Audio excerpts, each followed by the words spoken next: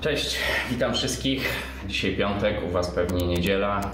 Piękna pogoda, aż się chciało wstać. Słońce świeci, tu pewnie Patryk Wam pokaże foteczkę, jaką strzeliłem w samochodzie. Dzisiejszy pacjent Jura NA8. Dosyć nowy model z pojemnikiem na wodę, który może jednocześnie być bardzo ładnym flakonem na kwiaty. Tak mi się to kojarzy i nie tylko mi, z tego co wiem. Zgłoszenie klienta, błąd 8. Bardzo częsty błąd, może źle mówię, może nie częsty, ale dosyć specyficzny dla tego modelu ekspresu, dla tego producenta. Błąd 8 oznacza jakieś problemy z napędem. Jakie to są problemy, to się za chwilę dowiemy. Zapraszam na kolejną naprawę. Ja jestem Bartek, kanał Coffee Doctor. Zaczynamy. Zaczynamy oczywiście od odstawienia zbędnych rzeczy, czyli taca, czyli zbiornik na wodę. Tu jest trochę kawy klienta, tak, dobrze. Wróćmy sprzęt. Musimy wydostać tą zaślepkę, a żeby ją, może to też na razie na bok, a żeby ją wydostać, potrzebujemy jakiegoś, powiedzmy, dziobaka, trochę łamaków plastikowych. Na pewno będzie nam potrzebny, to Wam pokażę, kluczyk specyficzny tylko dla Jury, jeśli chodzi o ekspresy, takie owalne. Jak wykręcę te wkręty z tą końcówką, to Wam to pokażę. Wyciągamy tą zaślepkę ostrożnie, żeby tutaj nie pokaleczyć. Ten ekspres jest ładny, jest troszeczkę brudny, ale widać, że nie jest zniszczony. Mamy dostęp do gniazda diagnostycznego, ale to nas nie interesuje, tylko w autoryzowanym serwisie Jura mają dostęp do takich narzędzi.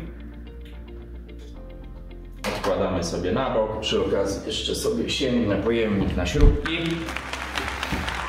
I teraz musimy ściągnąć te dwie listwy, one nam zasłaniają 4 wkręty, które tam się znajdują. To też trzeba robić delikatnie. Podważamy od dołu, z tego co pamiętam, ale może źle pamiętam. Dosyć świeży model ekspresu, jeszcze często do nas nie trafiają, on się troszeczkę inaczej rozbiera niż poprzednie modele Jury. Ja osobiście mam staruszka już Jura NA Micro, mniej więcej tych rozmiarów ekspres, tylko tu w nowym modelu zamontowano ten flakon, jak ja to nazywam, natomiast u mnie zbiornik wody jest po prostu tu z tyłu. Obstawiam, że celem takiego rozwiązania, jeśli chodzi o pojemnik na wodę, jest to, że on jest większy. W mojej Jurze tej NA Micro ten pojemnik na wodę starcza na 4-5 kaw, więc co chwila trzeba tej wody dolewać. Nie jest to oczywiście problem, ale wydaje mi się, że właśnie o to chodziło, bo wbrew pozorom, nie wiem, czy tu jest napisane, jaką on ma pojemność, pewnie nie, a może nie, no ale on niepozorny, a tej wody tu wchodzi, uwierzcie mi. Ok, próbujemy ściągnąć te panele, jeden z głowy, teraz drugi. Tak jak mówię, nie pamiętam do końca, z której strony tu się podważało, więc muszę robić to delikatnie, żeby czegoś nie połamać, ale myślę, że z tej.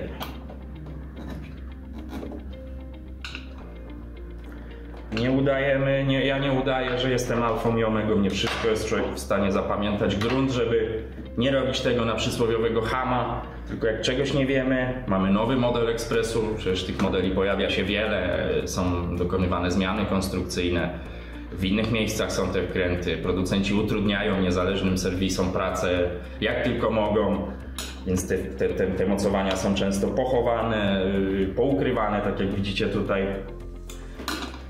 Dostajemy się do tych dwóch wkrętów, tu mamy kolejne 2.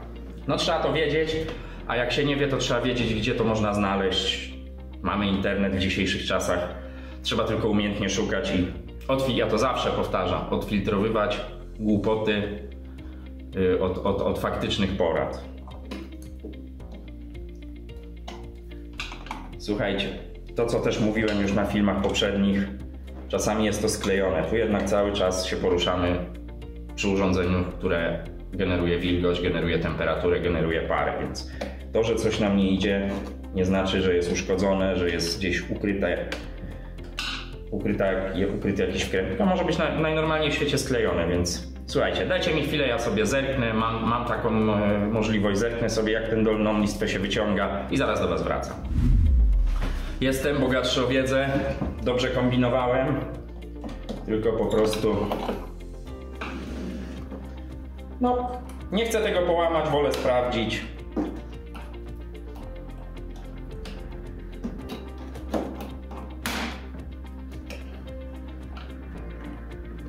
A few moments later. Możemy sobie zerknąć jak to szło tutaj. Czyli to jest tu zaczepione, odchylamy i w dół.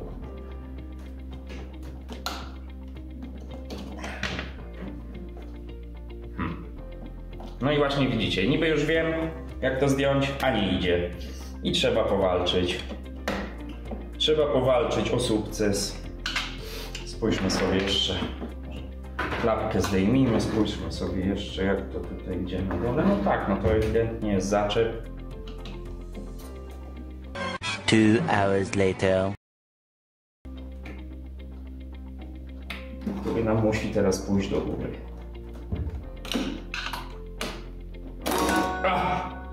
Nie było to może najdelikatniej, ale nic się tu nie wydarzyło, spójrzcie. No po prostu gdzieś już się skleiło albo no bywa i tak, grunt, że się udało. Nasz specjalistyczny, żeby nie mówić profesjonalny kluczyk, chociaż tu akurat to się zgadza. Kiedyś te kluczyki z tymi kluczami był strasznie duży problem z dostaniem ich, teraz w dzisiejszych czasach to jest bez problemu. Wygląda na to, że nikt tutaj przede mną nie był. Bo często miewamy problem, nawet mając ten kluczyk Jury, że jeśli ktoś tu grzebał, ktoś tu próbował kombinerkami, jakimiś szczypcami odkręcać te wkręty, no bo umówmy się, mało kto ma taki kluczyk w domu, bo i po co właściwie. No to potem jest problem nawet tym kluczykiem, jak śrubka jest objechana dookoła, ponieważ ona, spróbuję Wam to pokazać, to jest takie jajko tak naprawdę. Sorry, że mi się ręce trzęsą, ale tak mam. No i jeśli to się próbuje odkręcić jakimiś nieprzeznaczonymi do tego narzędziami, no to potem jest ciężko to odkręcić przeznaczonymi do tego narzędziami. A jak widzicie, to wszystko jest tu schowane, więc podejście jakimiś... Ja na przykład takie wkręty w starszych Jurach, gdzie one wystają, dobrze się, jeżeli oczywiście są obrobione, no bo normalnie odkręcam tym przeznaczonym do tego kluczem, to dobrze się je łapie tą zaciskarką do cybantów i wtedy można je odkręcić. I generalnie w starszych Jurach wkręcam już klientom normalne wkręty, nie wkręcam tych wymysłów Jury, bo no to jakby nie o to chodzi, żeby klientowi utrudnić, czy następnemu serwisowi, jeśli nie wróci do nas, ułatwić. To jakby tutaj wkręcimy te oryginalne wkręty, no bo są w idealnym stanie, bo widać, że nie były kręcone przez nikogo. Natomiast w starszych Jurach wkręcam już zwykłe, jakieś czarne, srebrne, w zależności. Kolejny krok, musimy, z tego co pamiętam, tak, tu jest taka nakładka, którą trzeba podważyć. Tu jest, no już nie będę Wam pokazywał, to jest takie miejsce, żeby to podważyć. To nam się musi, z tego co pamiętam, przekręcić. Ale czy dobrze pamiętam, to się zaraz dowiemy. Coś w tym guście. Ostrożnie, bo to plastik, nie połamiemy.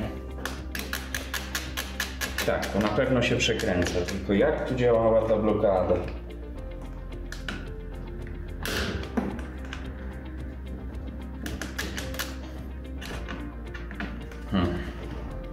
No tak, mam tu taką blokadę i widzicie listek taki, który musi mi odskoczyć i wtedy to powinno się przekręcić.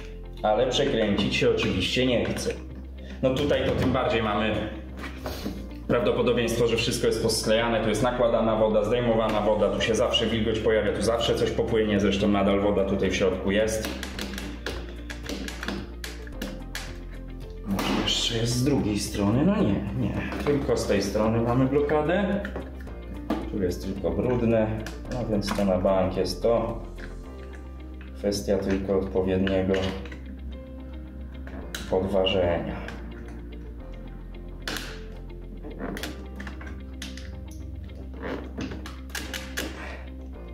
No i tak to właśnie bywa z tą pracą. No niby wiecie jak, a nie idzie. I co zrobić? No przecież nie zostawimy tego tak. Pójdziemy do domu, trzeba się pomęczyć. Trzeba powalczyć o sprzęt, bo sprzęt jest fajny, no ale błąd 8 i kawy nie robi. Słuchajcie, ja sobie na to spojrzę od spodu. Tylko wysypie mi się kawa, tego bym chciał uniknąć. Przytrzymam palcem. Może tak będzie prościej.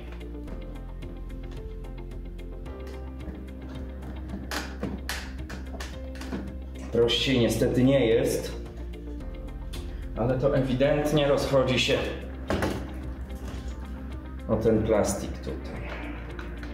Spróbuję go podgiąć mocniej, no tu cały czas balansujemy na krawędzi, żeby nie złamać tego zatrzasku, bo potem będzie to latać i będzie brzydko wyglądać. Poza tym no, nie możemy uszkadzać sprzętu klienta. Gdybym to połamał, trzeba będzie to odkupić, a to są koszty już tylko i wyłącznie moje.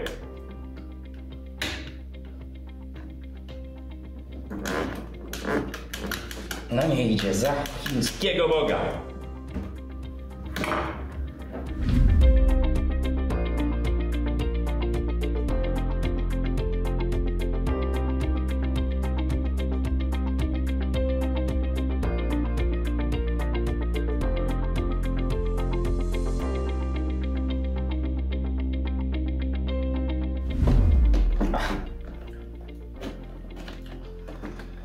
Słuchajcie, no trzeba było to rozgryźć, no, nie ściągałem tego, nie pamiętam przynajmniej jak to ściągałem.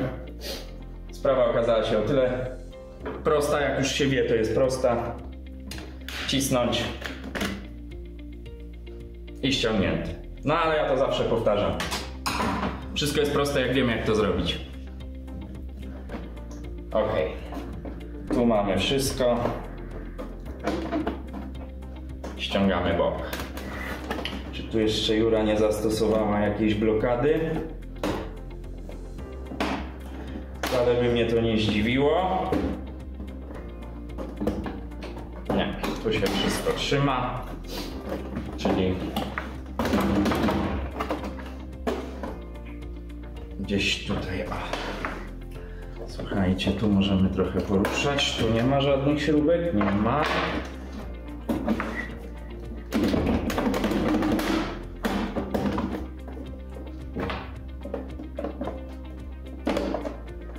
To sprawdzamy.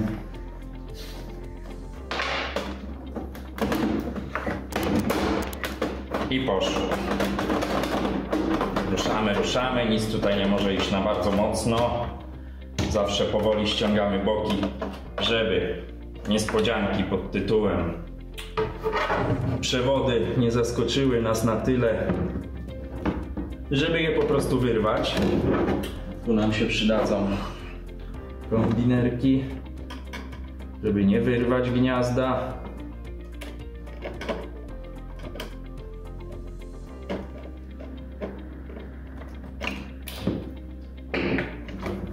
Wyplatamy przewód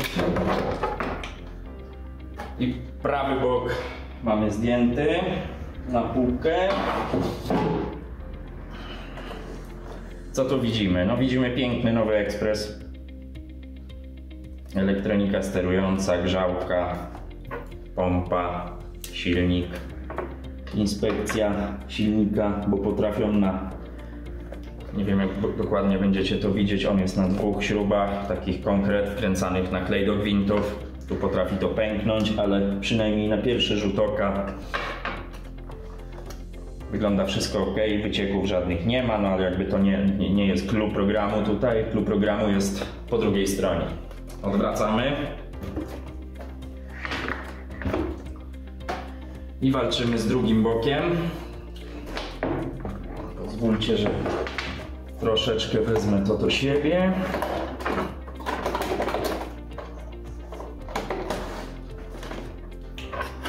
Tradycyjnie tutaj sobie rozchylmy, żadnym ostrym narzędziem.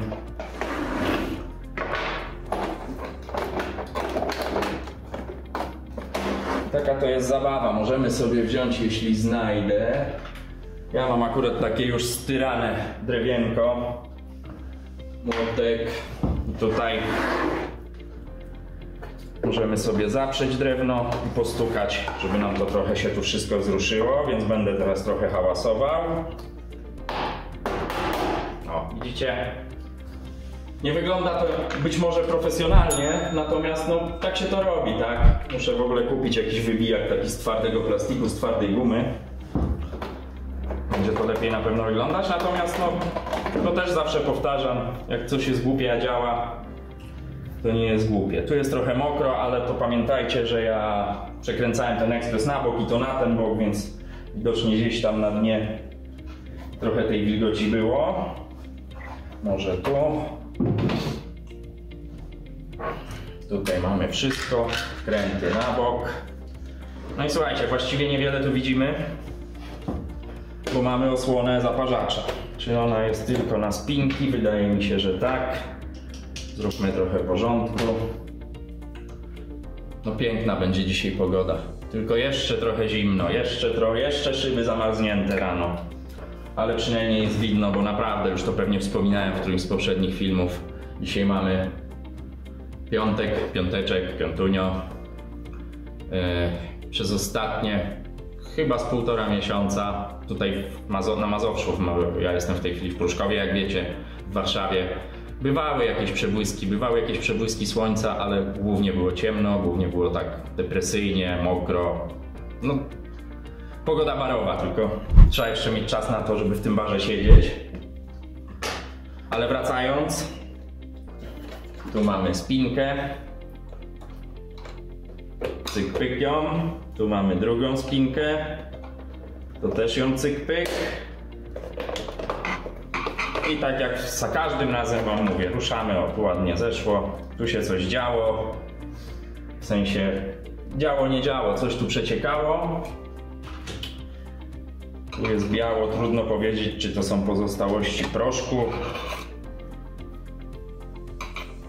Nie wnikajmy. Tutaj jakby tu wszystko wygląda no jak na ekspres, którym no jest na bank po gwarancji, bo tak to klient oddałby go na gwarancję do autoryzowanego serwisu Jury. Błąd 8, konkluzja, musimy wydobyć cały zaparzacz. W tym modelu, czy on się wykręca tylko z tej strony, czy z drugiej, również te śruby, o których wspominałem, zakręcane na klej do gwintów, trzeba wykręcić. To się zaraz dowiemy. Na razie kręcimy go z tej strony. I niech ja sobie spojrzę, czy coś tu nas może zaskoczyć. Może nas zaskoczyć na pewno ta osłona, nie ta strona, więc wykręcamy. Wkręcę na miejsce. Samo odpadło, jak widzicie. No i co? No i szukamy dalej. Jak to w standardowej Jurze, ja nie wiem, na ile wy tu będziecie to widzieć. Tu mamy wkręt i tu mamy wkręt, albo już śrubę. Zwracajcie uwagę, to jest bardzo ważne, bo trafiają do nas takie po domowych naprawach, czy po naprawach osób, które nie mają doświadczenia z Jurą, ekspresy, w których pomylone są śruby z wkrętami. Tutaj właśnie przy mocowaniu zaparzacza. Ja wam będę pokazywał, gdzie jest wkręt, gdzie jest śruba w tym konkretnym modelu. To raczej się powtarza we wszystkich modelach Jury, bo jak wkręcicie wkręty tu, gdzie są nagwintowane elementy aluminiowe, mocowanie napędu, to te wkręty wypadną. One będą przez chwilę trzymać, no bo się jakby wkręcą w to aluminium, ale one się poluzują, będziecie mieli taki objaw, że zębatki będą się nie zazębiały, będą przeskakiwały. Ja to nazywam traktorem, bo ekspres wtedy chodzi jak traktor, no i oczywiście nie działa. I to jest już gruba sprawa to odratować, jak jest uszkodzona ta rama aluminiowa, bo to tą ramę trzeba wymieniać. No a Jura poza tym, że słynie z tego, że jest dobrym ekspresem, to słynie też z tego, że w zakupie jest drogim ekspresem i w naprawie też jest drogim ekspresem. Wiele rzeczy można tutaj zrobić źle, więc jeśli nie mamy pewności, to albo oglądając takie filmy jak moje, albo szukając w internecie jak to zrobić, albo zapraszam do nas. Słuchajcie, tutaj z tego co ja przynajmniej kojarzę, mamy wkręt mocujący dół zaparzacza. Tu się pojawia zawsze taka rozkminka, bo Jura się chwali, że i to jest prawda, że ma opatentowane to rozwiązanie zaparzacza i nazywają to jako zaparzacz bezobsługowy. Tutaj jest w miarę świeży ekspres, więc jeszcze nie widać tragedii, chociaż widzicie, że tu się pewne rzeczy dzieją. On na pewno jest dobry, on na pewno, zaraz wam pokażę zasady jego działania, parzy super tą kawę, naprawdę taką esencjonalną, taki syrop. Natomiast w większości ekspresów, chyba poza Krupsem i jakimś takim mniejszym nurtem ekspresów takich niepopularnych, ale Krups i Jura generalnie z popularnych ekspresów mają te zaparzacze bezobsługowe, w cudzysłowie. No nie macie do nich dostępu jako użytkownik. Czy to jest dobrze? Jeśli ten ekspres serwisujecie zgodnie z założeniami, czyli na modłę samochodu, że na przykład co roku, czy co 2 lata, czy co 3 lata, no to już w zależności od zasobności portfela, od chęci oddacie go do serwisu na przeczyszczenie, to owszem, on jest bezobsługowy. Natomiast no, w realiach naszych, umówmy się, dopóki ekspres działa, to mało kto zawozi go do serwisu, coraz więcej oczywiście osób, ale mało kto zawozi go do serwisu, żeby zrobić tylko taki przegląd. Z reguły ekspres trafia, gdy pojawi się pierwsza usterka. Więc dolny wkręt wykręcony. Następny wkręt znajduje się tu, trochę wyżej. Nie wiem, na ile to widzicie. Tradycyjnie, powtórzę, pracujemy nad tym, żeby robić zbliżenia, żeby mieć widok z góry, chociaż w ekspresach widok z góry, jak widzieliście na poprzednim filmie, akurat jak naprawiałem Niwonę i grzebaliśmy w młynku, no to tam ten widok z góry naprawdę by się sprawdził. Natomiast tutaj i w większości ekspresów jakby praca polega na pracy z boku ekspresu. I tak jest dokładnie w tym przypadku. I teraz zmiana, żeby wam powiedzieć, to z T10 na T15 Torx. To też jest ważne, zapominam o tym mówić. Wykręcamy i zaraz się okaże, bo nie pamiętam, zabijcie mnie. Czy to już tutaj jest wkręt, czy to już tutaj jest śrubka, czy to jest wkręt. Jeszcze kawałek. I właśnie, tu musicie zapamiętać, ta dolna, którą wykręciliśmy przed chwilą, to był wkręt. Tu już mamy śrubę. Nie wolno tego pomylić, pamiętajcie, to jest masakra pomylenie tego. Kolejny wkręt.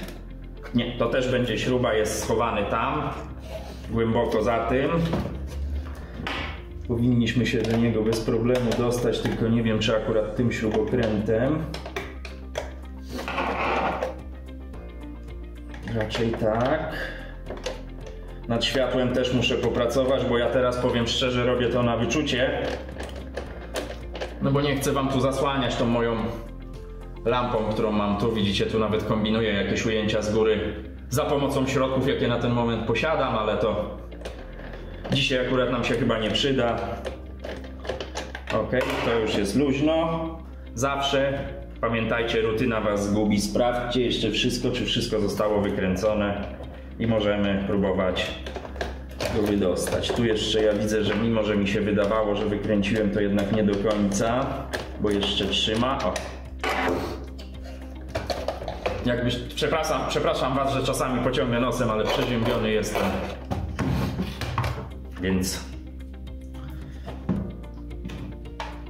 zaparzacz wydostany. Wypinamy wężyk. I widzę, że idzie do mnie klient, także wracamy za sekundę.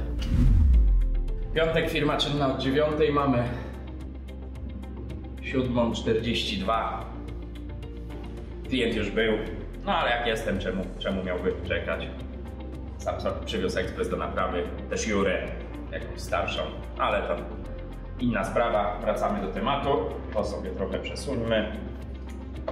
To za chwilę wrócimy do tematu, ale już widzicie, o czym będzie mowa.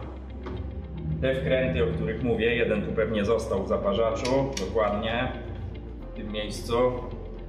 Ponieważ zaparzacz będziemy myć, to dobrze jest go stąd wydostać, żeby nam, mówię z doświadczenia, nie wpadł do zlewu sitko, bo albo grzebiemy w kolanku w zlewie, albo no jeśli mamy takie śruby, dodajemy swoją.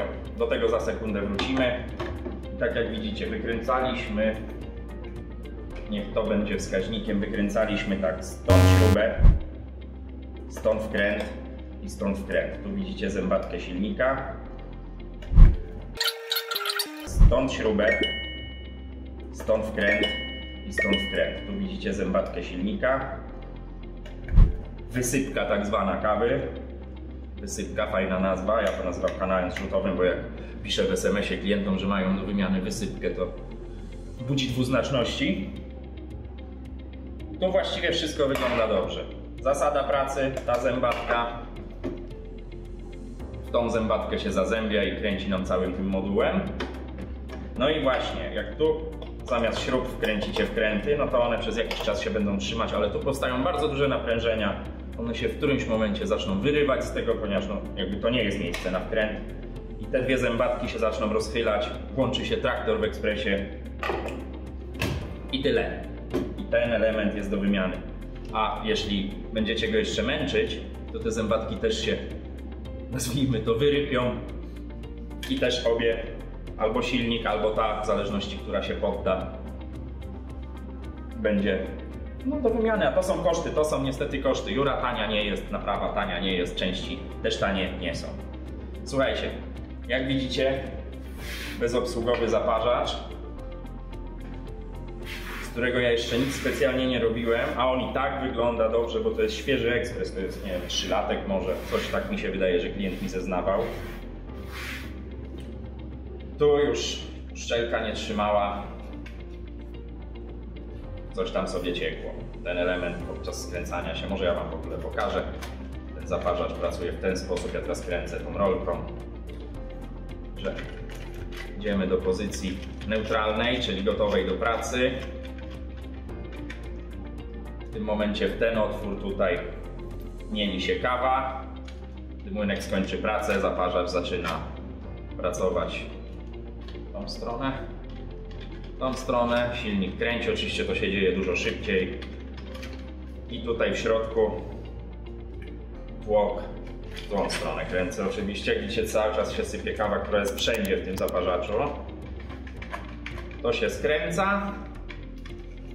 Jeszcze raz. Gotowe, zmielone. Silnik pracuje i zaciska kawę. I właśnie ten, ja to nazywam słoikowy system, czyli że tu schowany jest taki biała śruba, biały tryb, który ta zębatka kręci. Jakby ta konstrukcja skręcania się tego zaparzacza na kawie powoduje jej bardzo duży ścisk, a o to się rozchodzi. Jak ta kawa jest zmielona, już dobrze ściśnięta, idzie ciśnienie, to się pięknie zaparza. To jest naprawdę jedna z najlepszych metod zaparzania kawy, bo jakby w zaparzaczach innych macie po prostu takie ramię, które kręci całym zaparzaczem, więc siłą rzeczy nie może to mieć aż takiego ścisku. No i tak to działa. I tu możecie spojrzeć, bezobsługowy zaparzacz, tu to jest pleśń. I to też powtarzałem na ostatnim filmie, że no niby ta pleśń teoretycznie nie dostaje się tu, no ale to pleśń to są grzyby, więc one sobie tu wchodzą. My tego nie widzimy. I też teoretycznie jest ona zaparzona, więc jakby no, ubite są te grzyby, te drożdże, te pleśniaki. No ale je pijemy. Czy to jest zdrowe? Nie sądzę. Czy nam to szkodzi? Nie wiem. Nie jestem fachowcem. Chociaż na fali serialu The Last of Us ja tam z grzybami nie chcę mieć nic wspólnego. Przynajmniej nie chcę ich pić. Słuchajcie, idę to umyć, idę to wyczyścić wszystko. tradycyjnie już nie zabieram wam ze sobą do zlewu, bo no to nic ciekawego. Zobaczycie efekt mojej pracy. Zasuwam. Widzimy się za chwilę. Słuchajcie, przepraszam was, wyszła amatorszczyzna na poprzedniej jakby scenie. Miałem włączony wentylator. No niestety u nas w lokalu ogrzewanie mamy jedynie z takich doraźnych nagrzewnic. Jest tu zimno, nie ma tu takiego jakby centralnego ogrzewania. No i ten wentylator ma 5 kW i wielką wichurę, żeby on mi tu szybko rano nagrzał. Ja tu rano potrafię mieć, no jak na dworzu jest minus, to ja tu potrafię mieć 10 stopni, więc no uwierzcie mi, nie da się pracować. Ale teraz już pamiętałem, wyłączyłem. Zaparzacz umyty, zaparzacz wyczyszczony, uszczelka wymieniona. Montujemy z powrotem i to nam odpowie, czy błąd 8, czyli problem z napędem, powodowało to, że tu było wszędzie pełno kawy i jakby to całe koło zębate, które jest w środku, chodziło tutaj po tym gwincie i tu się zacinało, czy jest może problem z silnikiem. No ale jakby zawsze zaczynamy od wykluczenia, że to zaparzacz stawia opór. Ustawmy go sobie, ja zawsze do montażu ustawiam go sobie w pozycji neutralnej, czyli gotowej do nie w tą stronę jak zawsze, gotowej do pracy młynka, czyli do końca w dół, parę powrotów. Jak widzicie, tutaj w tym otworze jest gotowe miejsce, do którego mieści się kawa. Przetrzyjmy go trochę, przetrzyjmy tu trochę. W ekspresie już posprzątałem, powycierałem wszystko z kurzu, z pozostałości kawy. Pewnie zobaczycie jeszcze na kolejnych filmach w jakimś starszym ekspresie Jura, co tu się dzieje, jakie tu kolonie pająków żyją. Ja tu jeszcze jedną rzecz zauważyłem, to oczywiście zrobimy później. Te wężyki aż zczerniały. No tu się rodzi życie, jakby odkamieniając ekspres, odkamieniacz dopóki nie dopłynie do grzałki ma taką temperaturę, jak go nalejecie do zbiornika. Ja klientom zawsze zalecam, żeby ten odkamieniacz rozrabiać w gorącej wodzie, tylko ja to nazywam taka gorąca, nie parząca, no bo jak nalejecie wrzątku do tego, może wam to pęknąć, może się zniekształcić, więc to ma być tak możliwie gorąca woda, do której jeszcze jesteście w stanie włożyć rękę i was nie poparzy. Wtedy odkamieniacz ma dużo większą wydajność i przede wszystkim wszystkie wężyki przed grzałką też nam się wyczyszczą. To wszystko wyciągniemy, ale to już na końcu. Wyczyścimy, wypłukamy. No bo tu też są The Last of Us się kłania, grzyby. Montujemy zaparzacz z powrotem. To miejsce z uszczelką musi nam wejść tu. Wkładamy. Sobie tu spojrzę.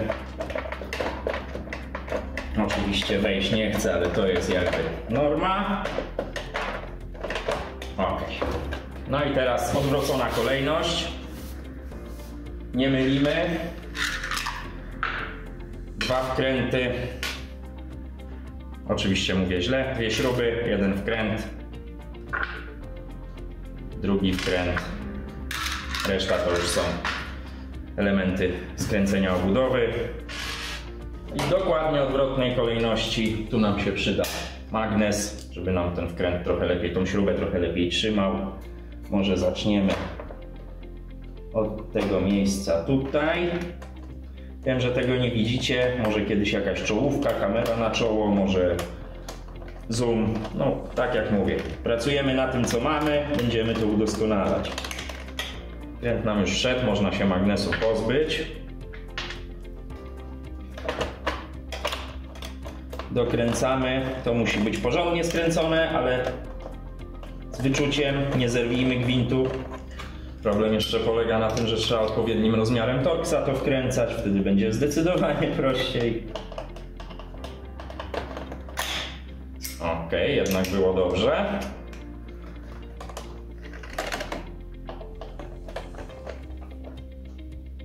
I tak z wyczuciem, no tego już wam nie jestem w stanie powiedzieć, z jakim wyczuciem. Nie będziemy tu kluczy dynamometrycznych używać, bo to by była już... To już by był przerost formy nad treścią. Śrubka padła do zaparzacza. Norma. Zaraz ją stąd wydobędziemy. Teraz na ziemię. Mamy to.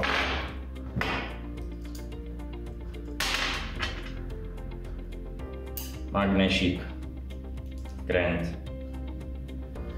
Tu jest problematyczne to wkręcenie, no ale da się. Trochę się pewnie pomęczę, wy to zobaczycie. Ok.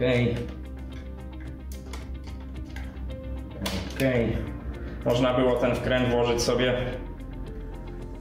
od razu do zaparzacza, byłoby prościej wycelować, no ale już jeden dokręciłem, nie będę go odkręcał. Spróbujmy pensetą wycelować. Na pewno się da. O, mamy to. Przesuńmy magnes. No to ja zawsze powtarzam, człowiek powinien mieć 3 ręce, bo to by było zdecydowanie prościej. Ten magnes to mi teraz bardziej przeszkadza niż pomaga. Dosyć mocny, bo to jest neodymowy.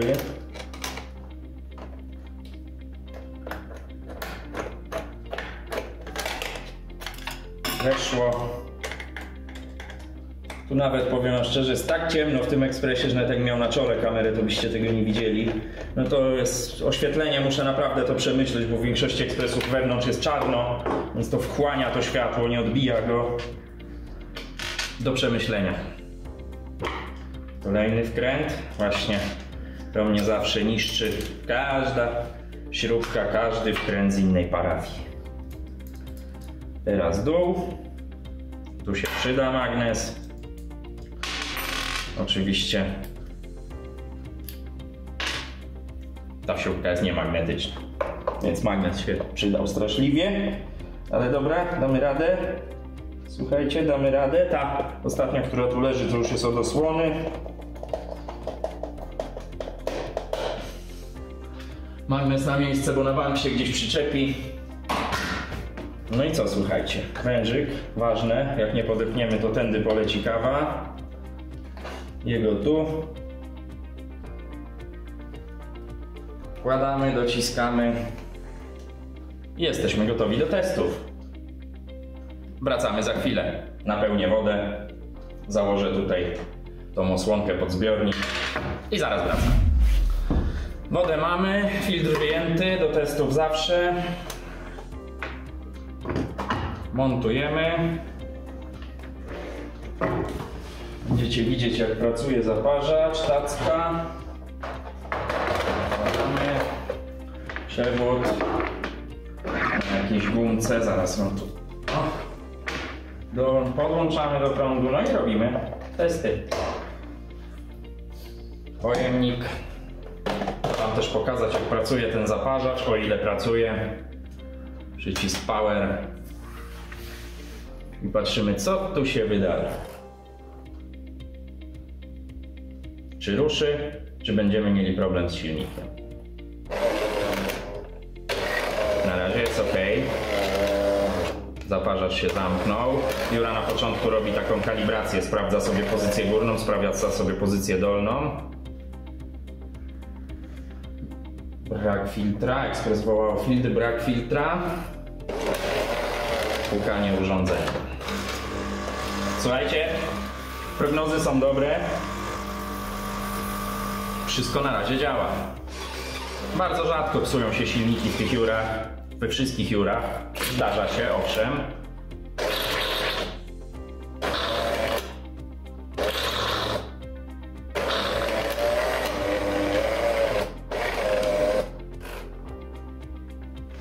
I słuchajcie, żeby nie być gołosłownym, ekspres jest gotowy do parzenia kawy. Idę po filiżankę. Dajcie mi sekundę.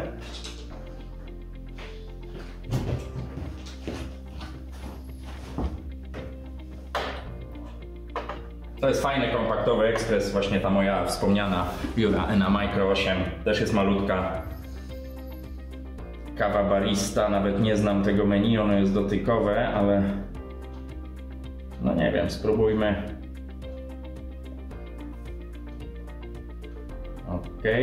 Chwila na naukę. Moc kawy na bieżąco, na maksa. I zobacz.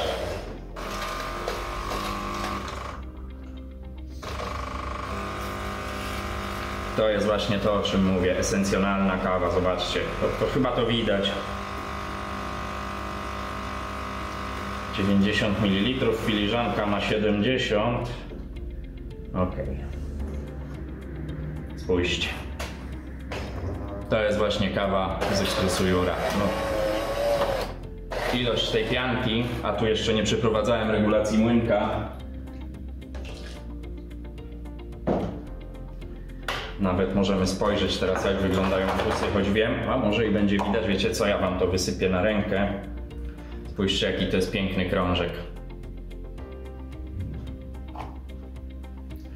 Zrobimy jeszcze jeden test. Nie wiem, jaka to jest kawa, bo pamiętajcie, że jakość tej kawy, wygląd tej kawy zależy od użytej kawy.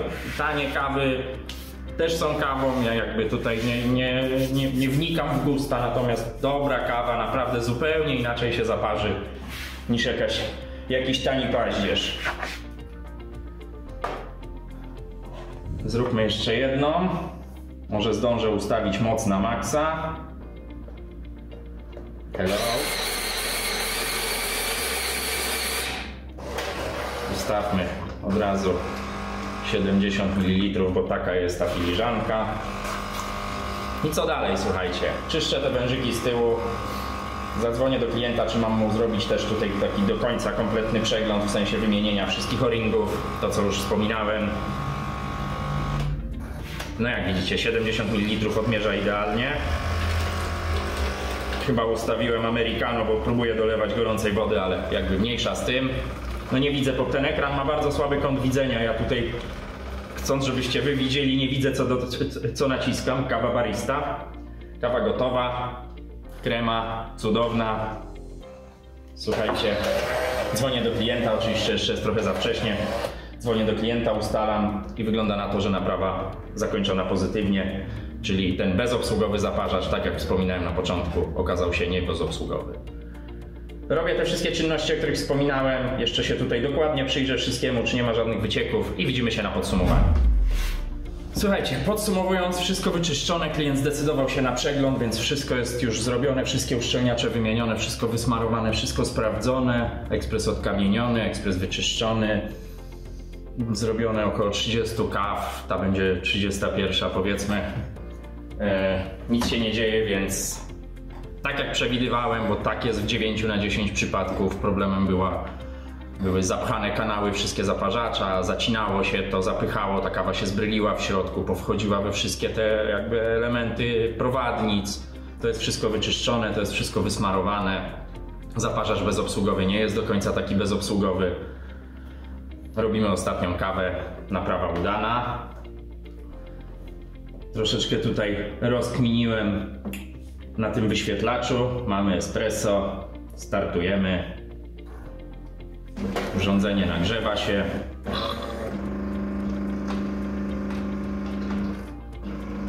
Wykonuje jakieś dziwne operacje.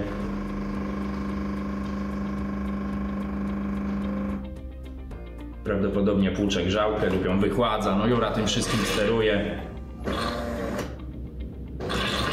Czekamy aż się zmieli.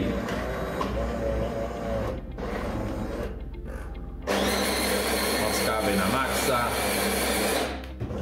50 ml, klasyczne espresso, nawet 40 ml.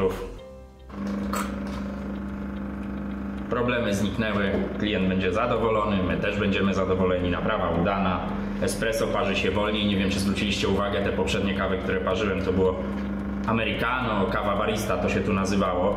Espresso parzy się wolniej, jak zawsze będę to powtarzał, hipnotyzująco. Spójrzcie, ile jest tej pianki, jak ona się osadza na ściankach. Nawet jest tak zwana gęsia skórka, takie futerko robiące się na kremie. Kiedyś wam pokażę w ogóle włoską szkołę parzenia kawy. Włosi sprawdzają cukrem. Jeśli wysypiecie tutaj cukier taki z tej typowej saszetki kawiarnianej, on ma chwilę się jakby na tej kremie utrzymać i dopiero zatonąć i wtedy Włoch mówi, że to jest prawidłowo zaparzona kawa. Ale to jakby temat na inny film. O kawie też wam trochę opowiem, o jej parzeniu, o tym jaką kawę dostajecie w kawiarniach, o tym jak to działa w przypadku takich automatycznych ekspresów. Inny temat na inny film, na dłuższy film. No i cóż, ja wam dziękuję za uwagę. Tradycyjnie już piszcie, co wam się podobało, co wam się nie podobało. Łapa w górę, łapa w dół. Propozycje na filmy, co chcielibyście oglądać. Będę to czytał, będę wam odpowiadał. Był z wami Bartek, kanał Coffee Doctor. Pozdrawiam, smacznej kawy, trzymajcie się, cześć.